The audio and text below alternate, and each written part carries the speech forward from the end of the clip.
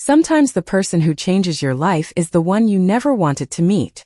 That sentence kept echoing in my mind long before I understood how painfully true it would become.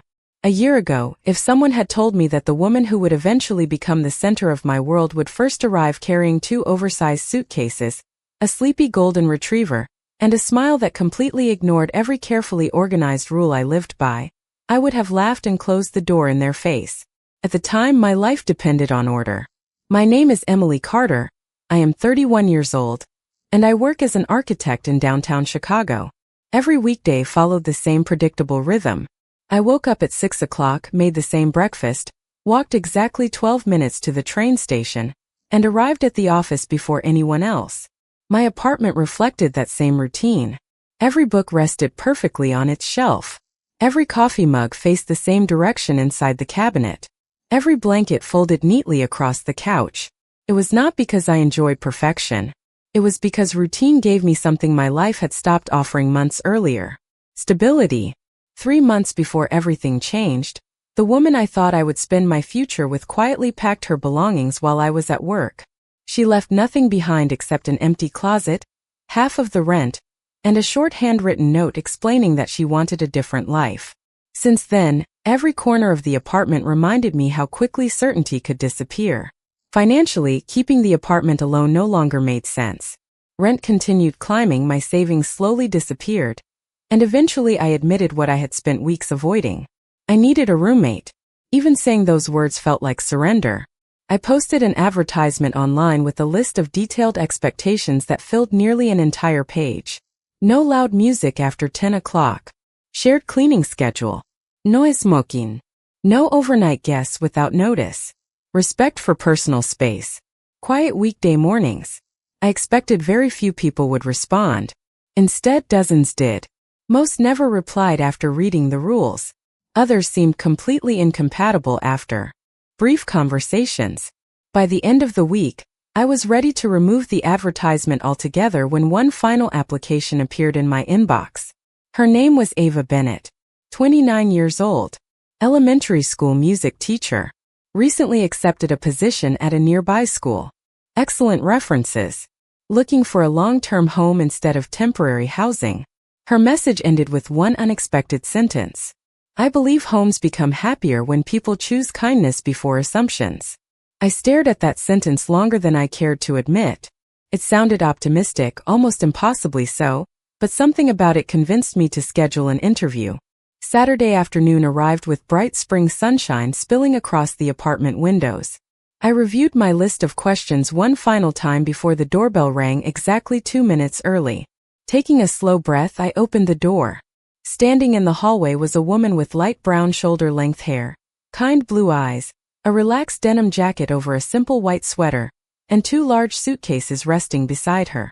A golden retriever sat calmly at her feet wearing a blue service vest. Before I could speak, she smiled warmly. I am Ava. Thank you for giving me a chance. I looked from her friendly expression to the dog sitting patiently beside her. My apartment listing clearly stated that pets were not allowed. She noticed my hesitation immediately. Her name is Sunny, Ava explained gently. She is a fully trained service dog. I understand if you have questions. I had prepared for messy roommates, irresponsible tenants, and impossible personalities.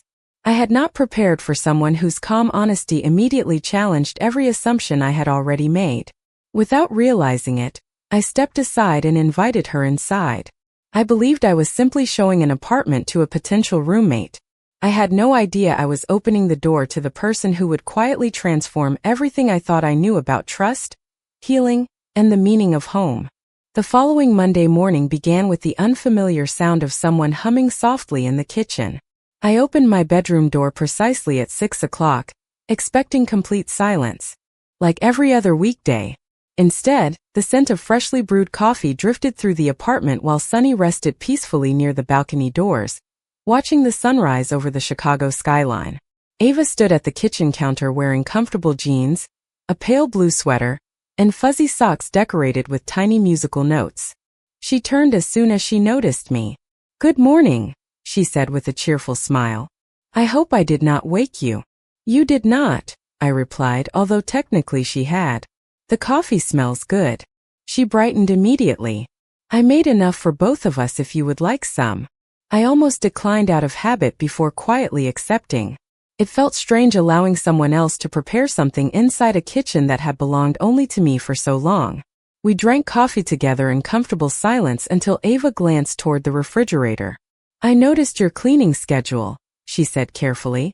It is probably the most organized thing I have ever seen. I looked toward the laminated chart attached with color-coded magnets. It keeps everything simple. She smiled kindly. I think it also explains a lot about you. I raised an eyebrow. Such as? You like knowing exactly what tomorrow looks like. I did not answer because she was completely right. Later that afternoon I returned home from work expecting the apartment to look exactly as I had left it. Instead, I immediately noticed something different. A small vase filled with fresh yellow tulips rested in the center of the dining table. The throw blanket on the couch had been folded differently, and quiet instrumental music floated through the living room speakers at barely audible volume. Nothing was messy. Nothing violated the rules. Yet somehow the apartment felt completely different. Ava appeared from the hallway carrying a stack of music books. I hope you do not mind, she said. The flowers were discounted outside the grocery store. They looked like they needed a home. I stared at the tulips for several seconds. My first instinct was to move them because they interrupted the symmetry of the table. Instead, I quietly nodded. They looked nice. Her smile widened just enough for me to realize she understood how difficult even that small compliment had been. Over the next several days, we slowly settled into an unexpected rhythm. Ava always left encouraging handwritten notes for her students on colorful index cards before leaving for school. Sunny greeted me every evening by gently wagging her tail without demanding attention. I continued organizing the apartment exactly as before, while Ava somehow filled the empty spaces with tiny reminders that a home did not have to feel like a museum. She placed a small basket by the front door for mail, baked blueberry muffins one Saturday morning simply because the weather felt perfect for baking, and laughed whenever she accidentally sang while washing dishes. Every habit of hers seemed completely opposite to mine, yet none of them felt careless. They simply felt alive. Of course, living together was not completely effortless. One evening I found 3 coffee mugs drying beside the sink instead of being put away immediately. Another morning Ava left sheet music spread across the dining table while rushing to work.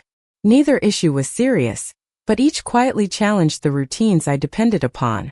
Finally, after nearly 2 weeks, I placed a fresh copy of the apartment guidelines on the kitchen counter with several highlighted sections. When Ava returned home, she read the highlighted page before looking up at me with an apologetic expression. I really am trying, she said softly. I know, I answered. I just need consistency.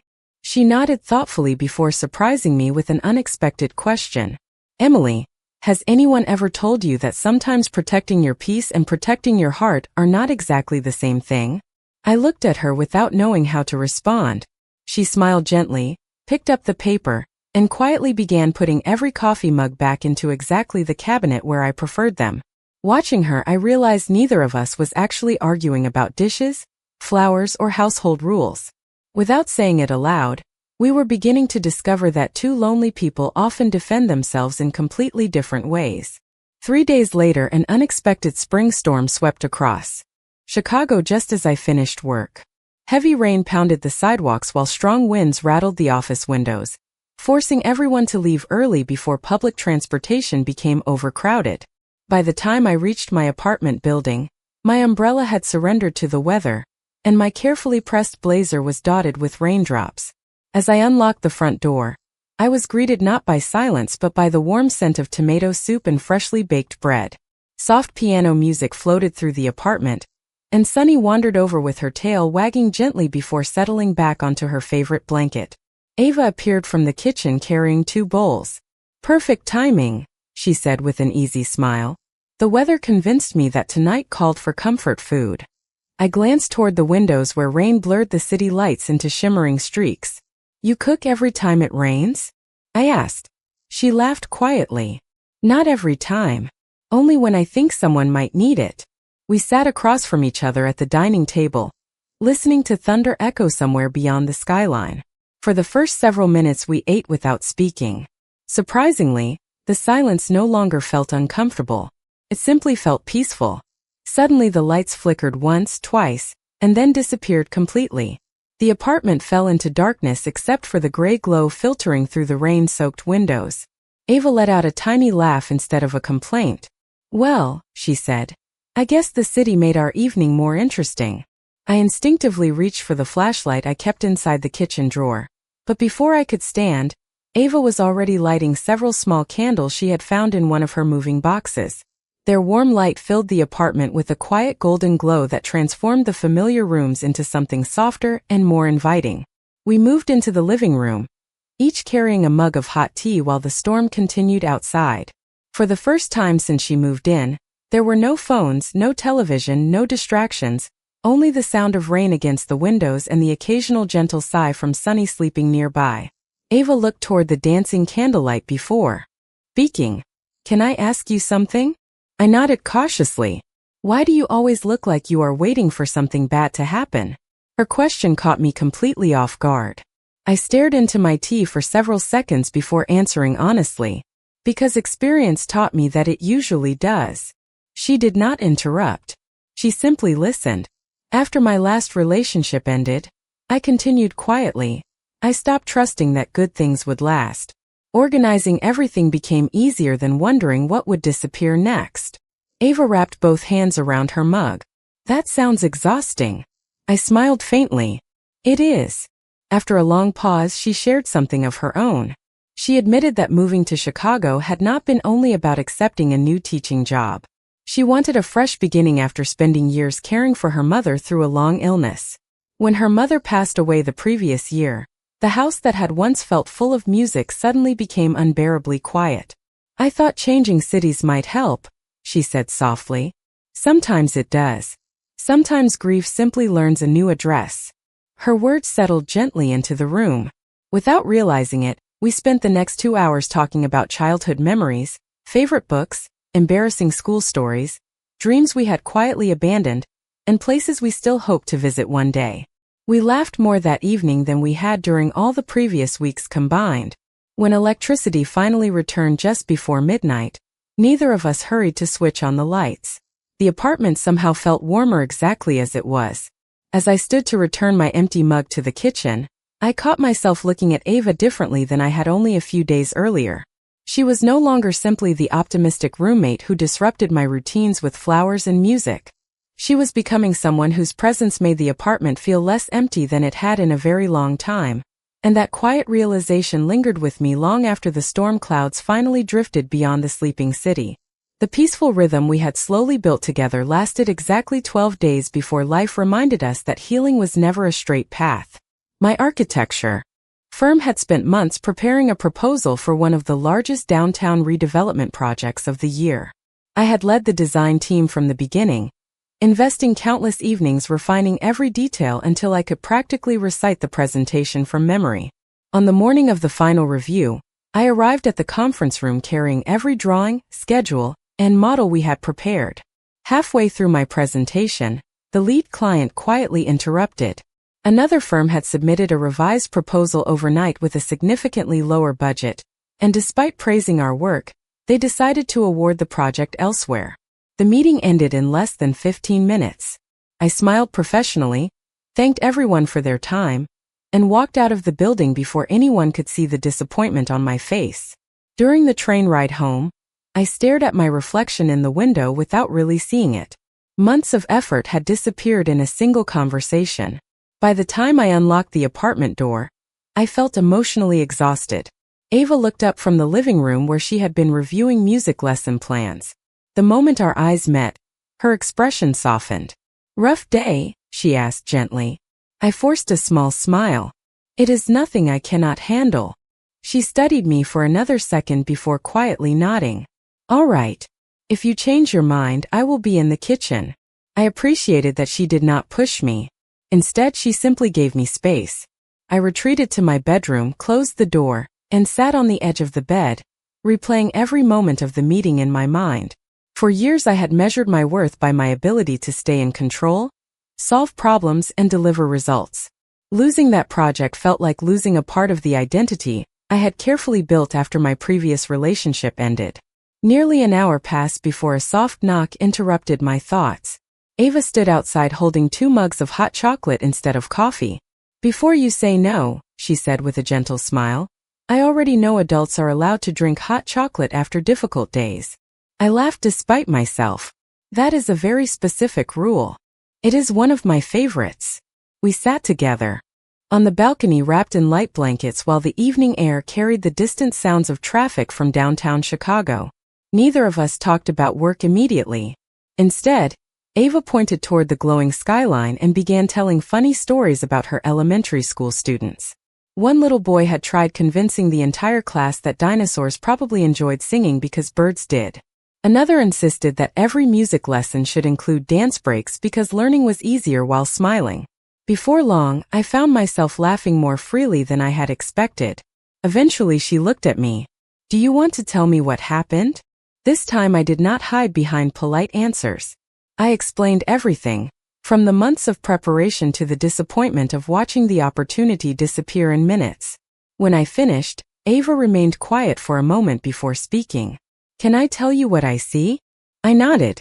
"I see someone who believes one difficult day erased months of talent, discipline, and kindness. I do not think that is true." I looked away toward the city lights. "It feels true." She smiled softly. "Feelings are important. They are not always accurate." Those words lingered in my thoughts long after the conversation ended. The next morning, I discovered a folded envelope beside my breakfast plate. Inside was a handwritten note in Ava's neat handwriting. It read, "The world already has enough people who give up after one disappointment. I hope today you choose to become the architect of your next beginning instead." I held the note for several moments before carefully placing it inside my work bag. As I walked toward the train station, I realized something had quietly changed between us. Ava was no longer simply sharing my apartment. Without asking for permission or expecting anything in return, she had begun helping me rebuild pieces of myself that I had almost forgotten were still worth saving. Spring gradually gave way to early summer, and without either of us noticing exactly when it happened, our apartment stopped feeling like a place where 2 strangers happened to share expenses. It became a home shaped by countless ordinary moments that quietly stitched our lives together. Saturday mornings developed their own comfortable rhythm. Ava always woke up a little later than I did, and Sunny somehow knew the exact moment she stepped into the kitchen. While I prepared coffee, Ava usually experimented with new pancake recipes or homemade blueberry muffins that filled every room with the comforting smell of vanilla and cinnamon. At first I continued insisting on washing every dish immediately after breakfast, arranging every plate exactly where it belonged, but over time I found myself smiling whenever Ava playfully pretended to guess the correct cabinet before deliberately choosing the wrong one just to hear me laugh. One afternoon she convinced me to visit the neighborhood farmer's market instead of my usual grocery store. I protested that supermarkets were faster and more efficient, yet somehow I still found myself carrying reusable shopping bags beside her while local musicians played acoustic guitars along the sidewalks. Ava greeted nearly every vendor with genuine curiosity, asking about family recipes, homemade jams, fresh flowers, and seasonal vegetables. I usually planned shopping with careful lists, but she somehow transformed ordinary errands into conversations filled with warmth and unexpected discoveries. Before leaving, she bought a small basil plant instead of cut flowers. "Fresh herbs last longer," she explained with a smile. "Besides, growing something together feels more meaningful." Back at the apartment we placed the little plant on the sunny kitchen windowsill, and I quietly realized it had become the first thing we had intentionally cared for together. During the following weeks our evenings became filled with simple traditions neither of us had planned. Every Wednesday became homemade pasta night, because Ava claimed the middle of the week deserved encouragement. Friday evenings often ended with classic movies projected onto the living room wall, while Sunny slept between us on the rug. Sometimes we barely spoke at all, yet the silence no longer felt lonely. It felt shared. One Sunday afternoon I returned from the office carrying rolled architectural drawings after volunteering to help a younger colleague finish an important deadline. I expected the apartment to be empty because Ava had mentioned attending a school choir rehearsal. Instead, I found the dining table covered with colorful construction paper, handwritten thank you cards, and tiny painted flower pots. Ava looked up with a slightly embarrassed smile. My students wanted to surprise the cafeteria staff before summer break, she explained. Some of them needed extra help finishing their gifts. Around the table sat 4 elementary school children laughing as they carefully painted messages of gratitude. Sunny rested beneath the table while one little girl gently scratched behind her ears. The children greeted me with enthusiastic smiles as though I had always belonged there. Without thinking, I rolled up my sleeves and joined them, helping one student draw a tiny city skyline around her flower pot, because she had learned that I designed buildings. Watching the children proudly carry their finished gifts home later that afternoon filled the apartment with an unexpected quiet after they left. Ava looked around the room and laughed softly. It looks like a tornado made entirely of glitter visited us. Tiny silver sparkles covered the table, the floor, and somehow even my sweater. Normally I would have reached immediately for the vacuum cleaner. Instead, I found myself laughing with her until neither of us could speak. As we cleaned together, Ava glanced toward me with a thoughtful expression. You smile more now, she said gently. I paused with a dish towel still in my hand. Doi. She nodded. The first day I moved in, this apartment felt beautiful but careful. Now it feels lived in. I looked around the familiar rooms, noticing the basil plant growing taller beside the window, the framed student drawings hanging near the hallway, Sunny sleeping peacefully beneath the dining table, and Ava humming quietly while wiping away the last traces of glitter. For the first time in longer than I could remember, coming home no longer meant returning to an empty apartment. It meant returning to someone whose ordinary presence had quietly become the most comforting part of every single day. Even though neither of us had yet found the courage to admit how much that simple truth already mattered. By the middle of June, summer sunlight lingered well into the evening, painting our apartment with warm golden light that seemed to soften everything it touched. Life settled into a rhythm that felt so natural it was easy to forget we had once been complete strangers. Yet beneath the laughter, shared meals and quiet routines, I occasionally caught something in Ava's expression that disappeared almost as quickly as it appeared. Sometimes I found her standing alone on the balcony after sunset, staring across Lake Michigan with distant eyes. Other evenings she would smile through dinner before falling unusually quiet, gently stroking Sunny's head while lost in thoughts she never shared. I noticed the pattern but respected her silence, remembering how patiently she had waited until I was ready to speak about my own pain. One Saturday afternoon, while organizing the hallway closet, I accidentally knocked a small storage box onto the floor. Several photo albums slipped onto the hardwood along with an old concert program and a faded music recital certificate. Before I could gather everything, Ava hurried over from the kitchen. She stopped abruptly when she saw the photographs scattered around us. For the first time since we had met, genuine sadness crossed her face. I am sorry, I said immediately. I should not have opened the box. She knelt beside me, carefully collecting the photographs one by one. After a long silence, she looked at one picture of herself standing beside another young woman beneath colorful autumn trees. They were smiling with the easy happiness of people who believed life would always remain that simple. Ava gently traced the edge of the photograph before taking a slow breath. Her name was Rachel, she said quietly. I listened without interrupting. We were together for almost 5 years. Her voice remained calm, but I could hear the emotion carefully hidden beneath each word. We planned to buy a house together. We even visited neighborhoods every weekend looking for somewhere to build a future. She smiled faintly without looking up. I thought I already knew what the rest of my life would look like. She placed the photograph back into the album before continuing. About a year before I moved to Chicago, she accepted a job in another state. At first we promised we would make the distance work. Then the phone calls became shorter. The visits became less frequent. Eventually she admitted that she had fallen in love with someone else. The room became very quiet. Sunny rested her head gently against Ava's knee as if sensing the heaviness of the moment. I was not angry, Ava continued softly. Mostly I felt replaceable. It made me question whether I had imagined everything we shared. I reached over and carefully placed the photo album back inside the box. You were never replaceable, I said before I could stop myself. Ava looked at me with surprised eyes. I swallowed, suddenly aware of how deeply I meant those words. She smiled gratefully, though her eyes shimmered with unshed tears. "Thank you," she whispered. That evening we ordered pizza instead of cooking, watched the sun disappear behind the city skyline, and talked about memories rather than regrets. Ava admitted she had almost declined the teaching position in Chicago because she no longer trusted herself to begin again. I confessed that I nearly removed my roommate advertisement before answering her message. We laughed quietly at how close our lives had come to never crossing paths at all. Later that night, after Ava and Sunny had gone to bed, I remained on the balcony alone, listening to the gentle waves against the shoreline. I realized that somewhere between shared breakfasts, rainy evenings, handwritten notes, and ordinary conversations, Ava's happiness had begun mattering to me in a way that felt impossible to ignore. Yet another realization followed close behind it, one that unsettled me far more than I wanted to admit. If someone had already broken her heart once, I wondered whether she would ever risk trusting another person with it again, especially someone who was only supposed to be her roommate.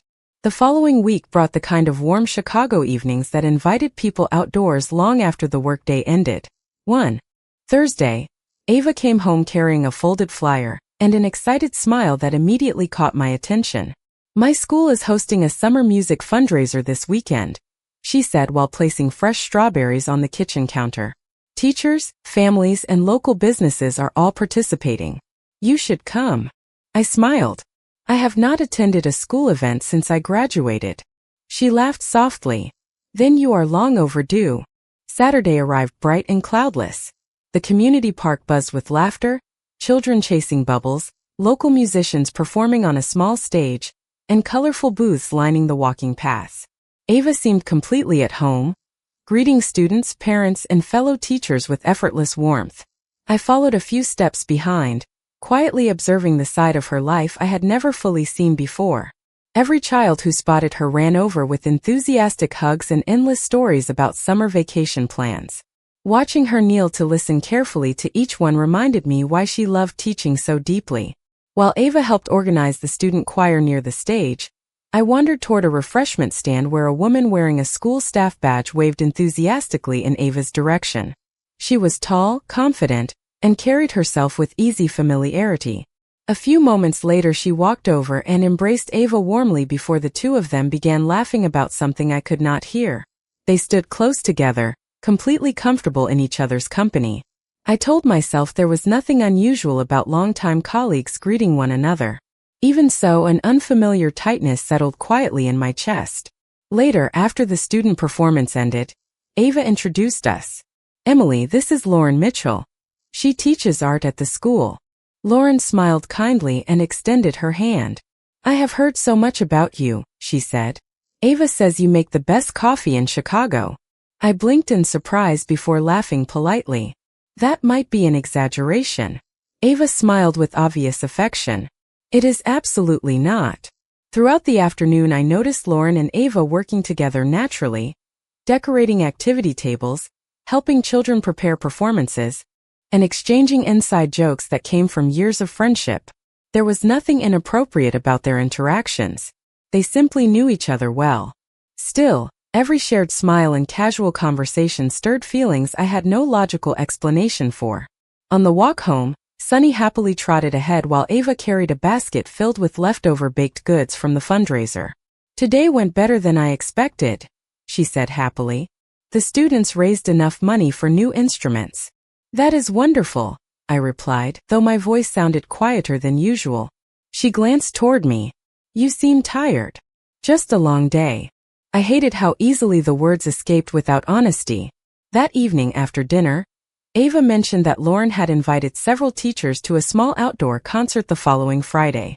"It sounds fun," she said while rinsing dishes. "You are welcome to come too if you would like." I forced another smile. "You should enjoy time with your friends." She nodded without noticing the conflict hidden beneath my calm expression. Later that night I lay awake staring at the ceiling while the apartment remained perfectly silent. Rationally, I knew Ava had every right to spend time with friends. She had never given me a single reason to doubt her kindness or honesty. We were roommates, nothing more. Yet the thought of someone else making her laugh, sharing her attention, or becoming the person she called first at the end of every day left an ache I could no longer dismiss as simple friendship. As dawn slowly approached outside my bedroom window, one impossible truth finally settled into my heart with quiet certainty. Somewhere between shared breakfasts, rainy conversations, handwritten notes, and countless ordinary moments, I had fallen in love with the one person I had promised myself would always remain only my roommate, and I had absolutely no idea what I was supposed to do next.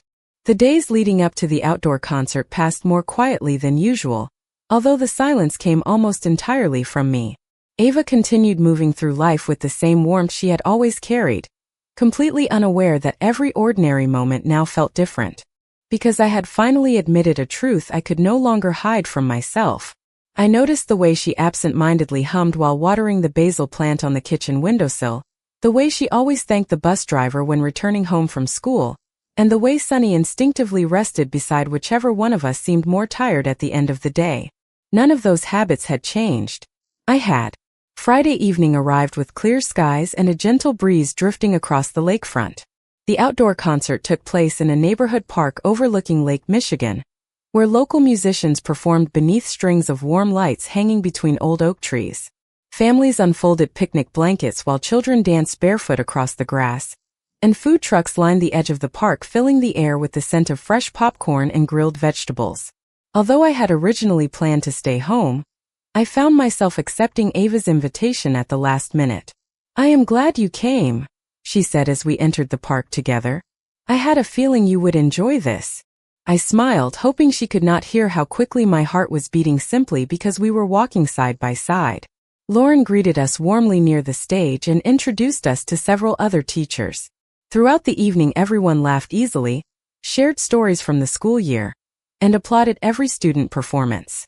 Watching Ava interact with her colleagues, I slowly realized something important. Lauren was clearly a close friend, but there was no hidden romance, no lingering affection, and no secret relationship waiting to be discovered. The jealousy I had carried all week had been built entirely from my own fears rather than reality. As the final performance ended, many people began packing their blankets, but Ava suggested we take Sunny for a short walk along the lakeshore before heading home. We followed a quiet path where the sounds of the concert gradually faded behind us. The city skyline shimmered across the water while sailboats drifted slowly in the distance beneath the last colors of sunset. Neither of us spoke for several minutes. The peaceful silence felt familiar now, almost comforting. Eventually Ava smiled toward the lake. "I used to think moments like this were only temporary," she admitted softly. "What changed?" I asked. She looked down at Sunny before answering.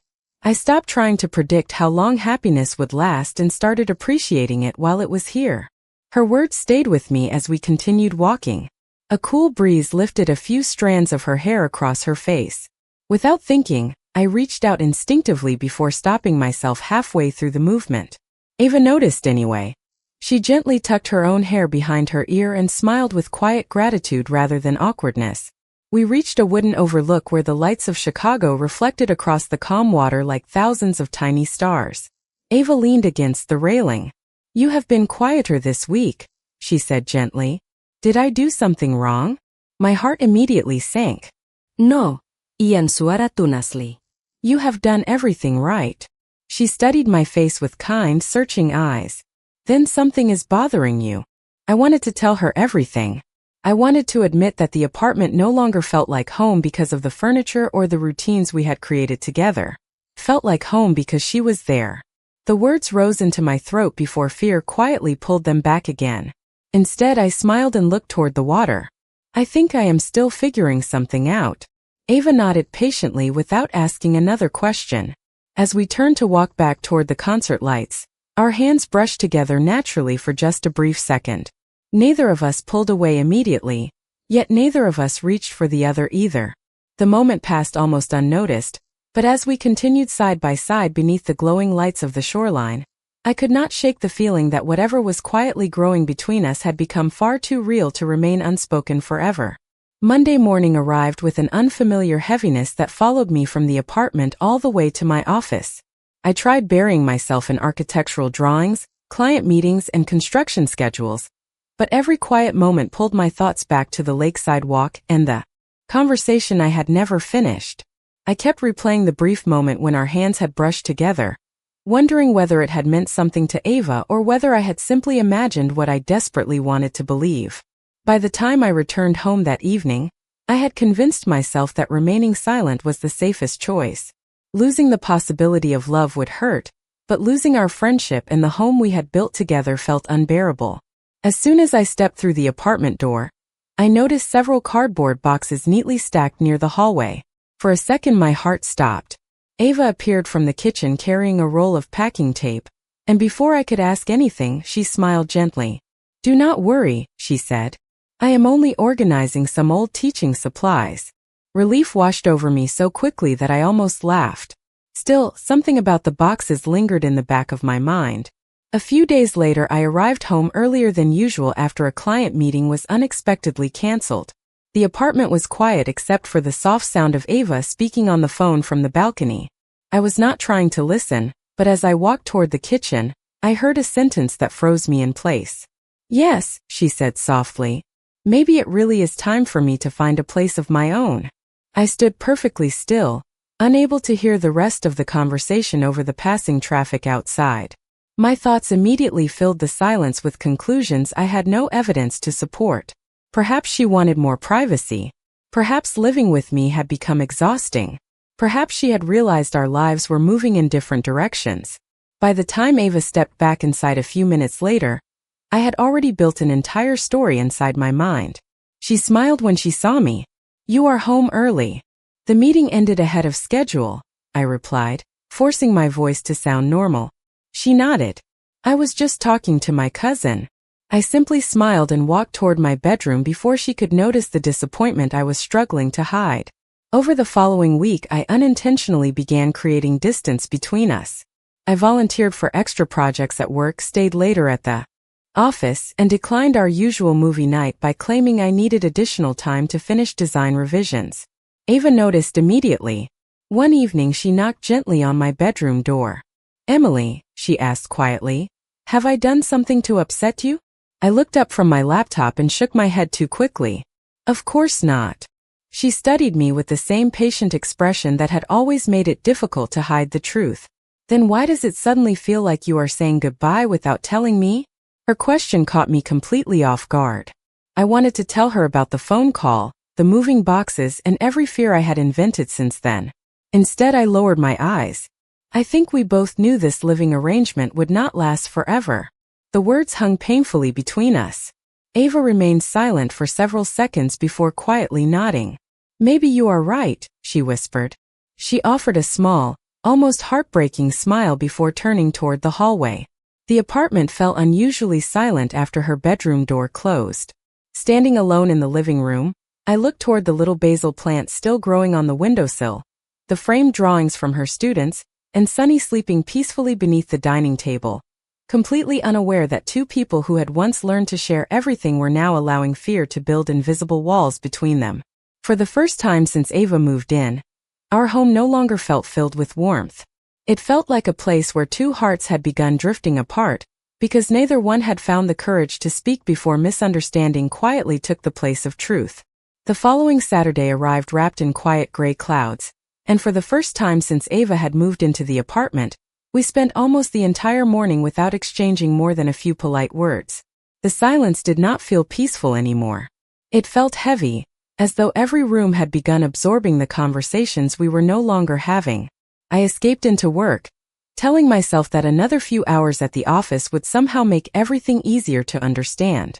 Instead, every empty conference room and unfinished blueprint only reminded me of home. By early afternoon, I admitted defeat and returned to the apartment.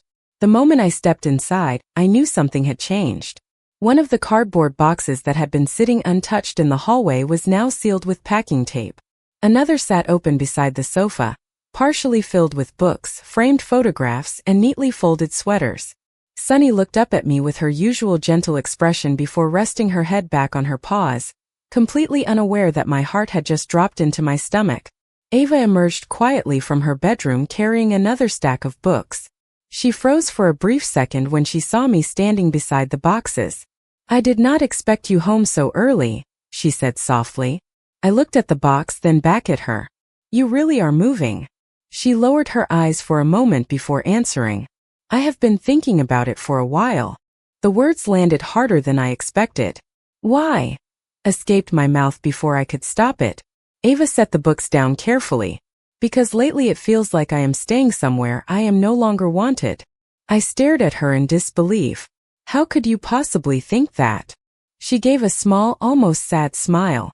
Emily, you barely talk to me anymore. You stay late at work every night. You stop joining our movie nights. You answer every question with one sentence. I thought maybe you were trying to make this easier before asking me to leave. My chest tightened. Every decision I had made to protect myself had quietly convinced her of the exact opposite. I looked toward the packed boxes and suddenly realized that none of this had started because she wanted another apartment.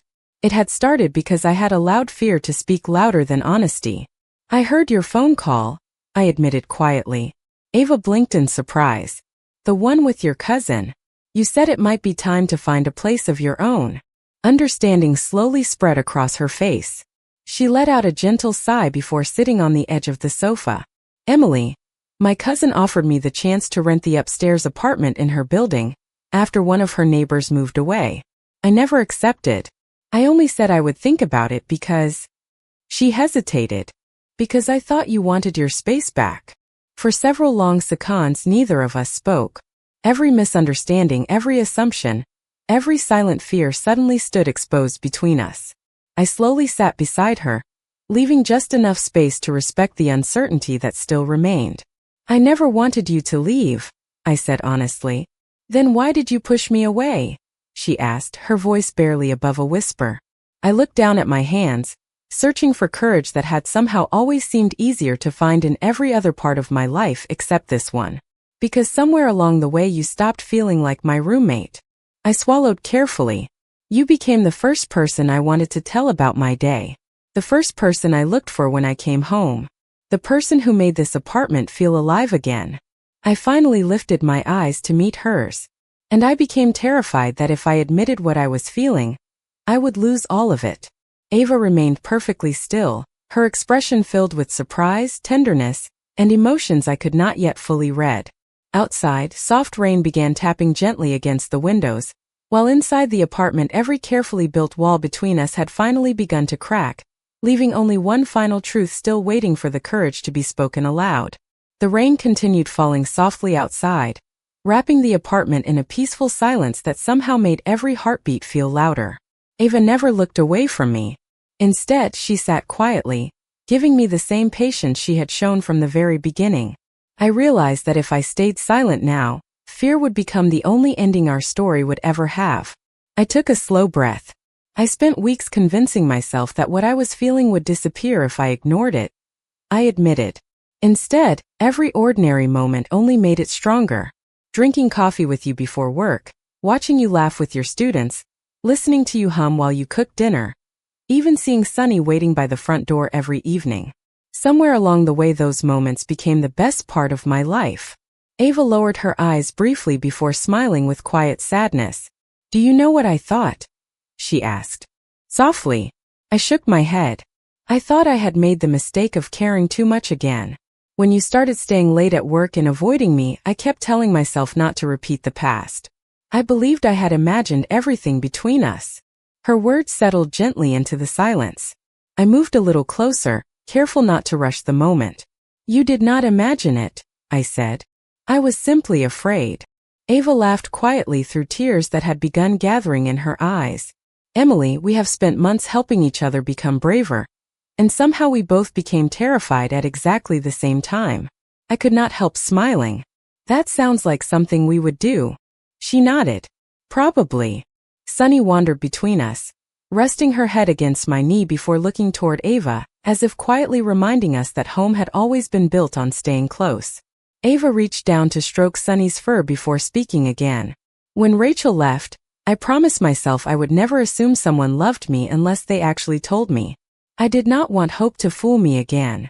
I understood completely.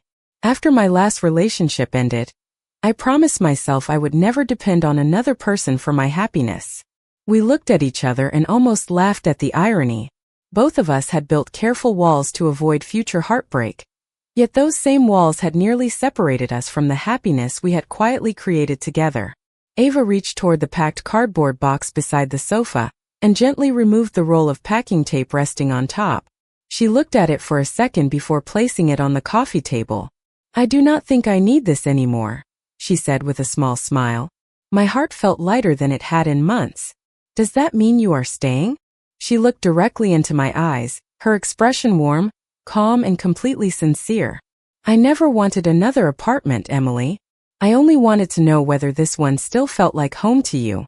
I smiled through tears I no longer tried to hide. "It stopped being just an apartment a long time ago." She nodded slowly. "It did for me too." The distance between us had almost disappeared now.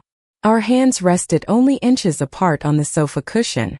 This time, neither of us pulled away.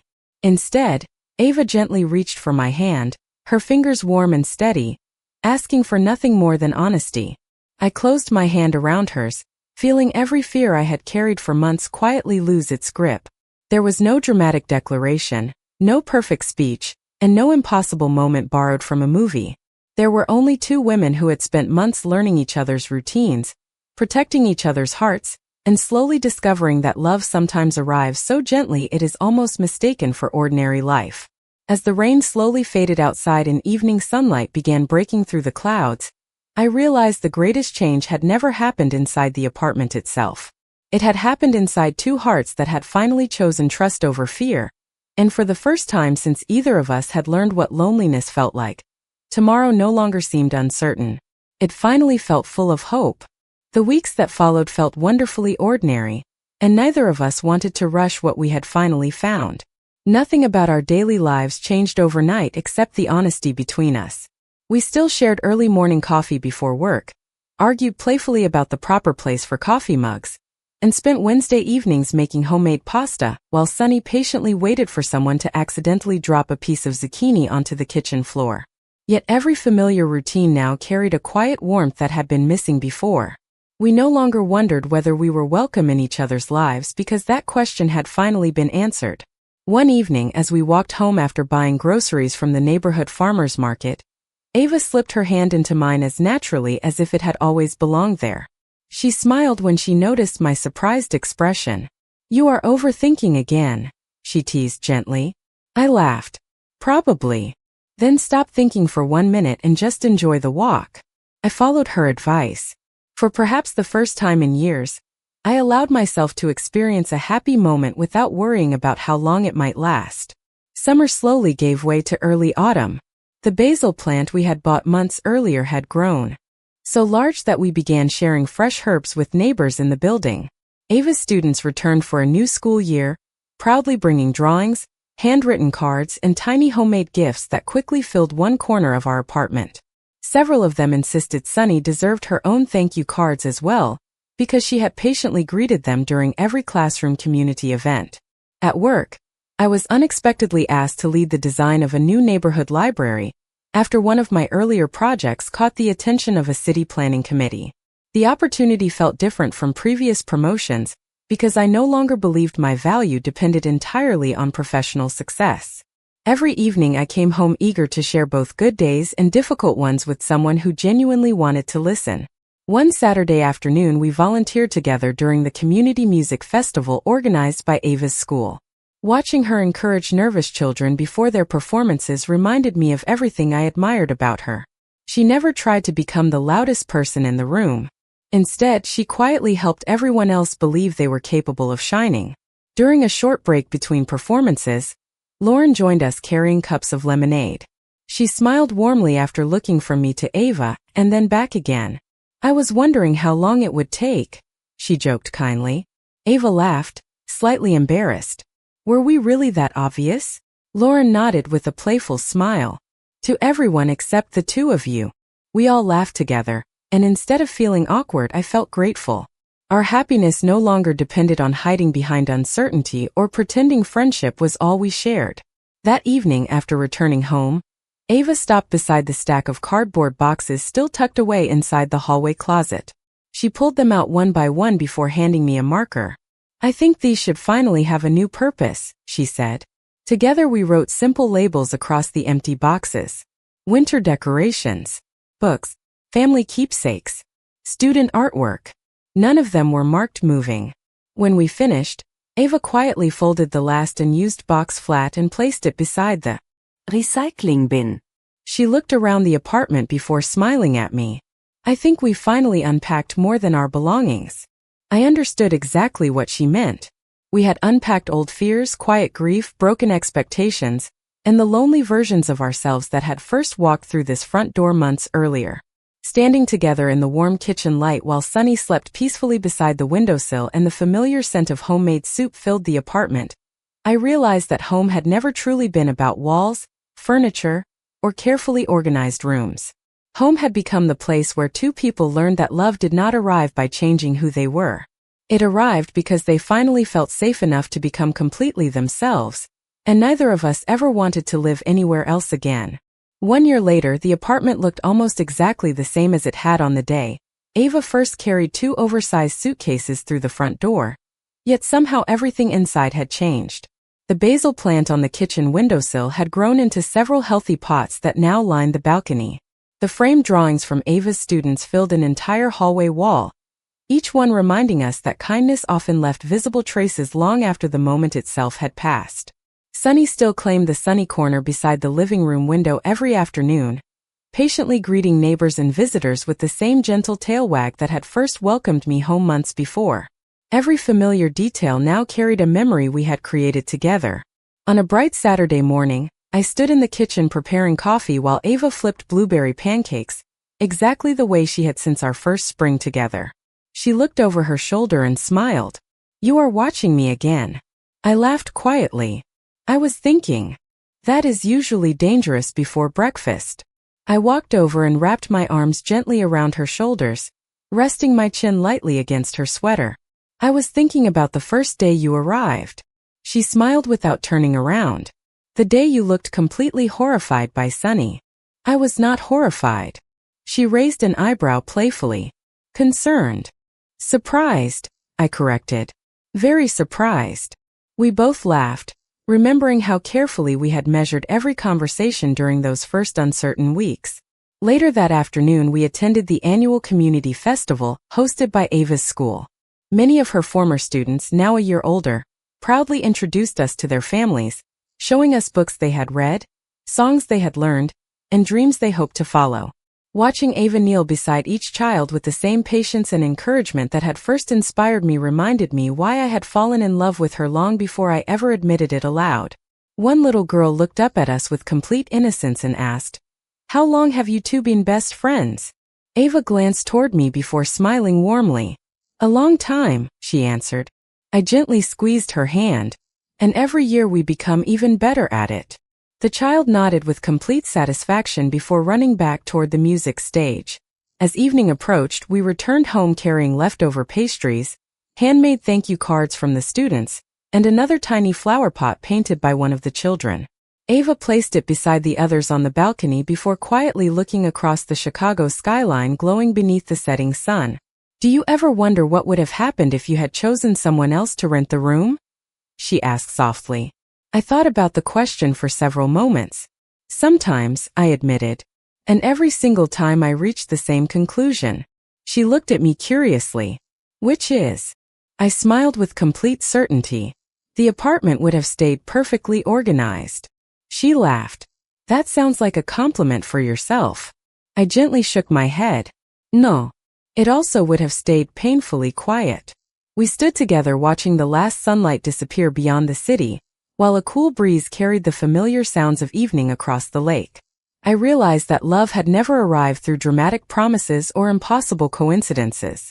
It had quietly appeared inside ordinary breakfasts, shared grocery trips, rainy conversations, handwritten notes, student artwork, and countless small decisions to choose patience instead of fear. Looking around the apartment one final time, I understood that the greatest gift Ava had ever brought through that front door was never the suitcases, the service dog, or even the laughter that slowly filled every room. She had brought the courage to believe that home was not simply the place where you lived. Home was the person who made every ordinary day feel like the beginning of a life you never wanted to leave behind. And as I looked into her smiling eyes, I knew with absolute certainty that I had finally found mine.